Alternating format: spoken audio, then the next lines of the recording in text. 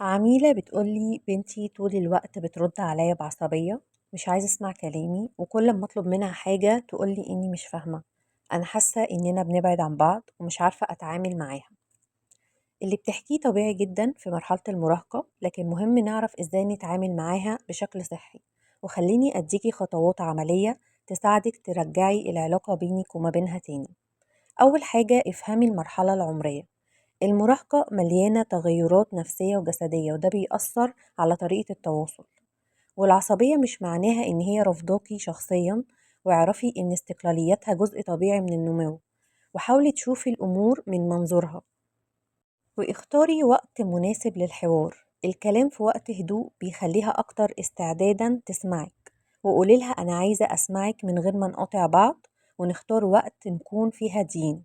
وتجنبي النقاش وقت الغضب، واختاري مكان مريح بعيدا عن التوتر.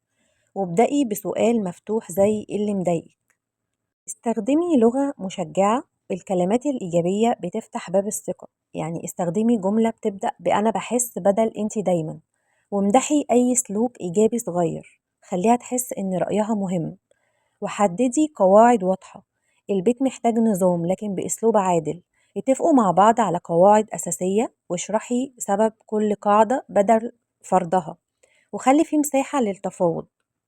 وابني أنشطة مشتركة ما بينك وما بينها. الأنشطة بتخلق مساحة للتواصل بعيدا عن الجدال. واعملوا نشاط بتحبوه انتوا سوا. وخصصي وقت أسبوعي للخروج مع بعض. وشاركيها اهتماماتها حتى لو بسيطة. العلاقة بين الأم وبنتها في المراهقة محتاجة تفهم وحوار هادي وقواعد عادلة. لما الأم تدي مساحة للبنت تعبر عن نفسها، وتوازن بين الحرية والمسؤولية، العلاقة بتقوى بدل ما تتفك.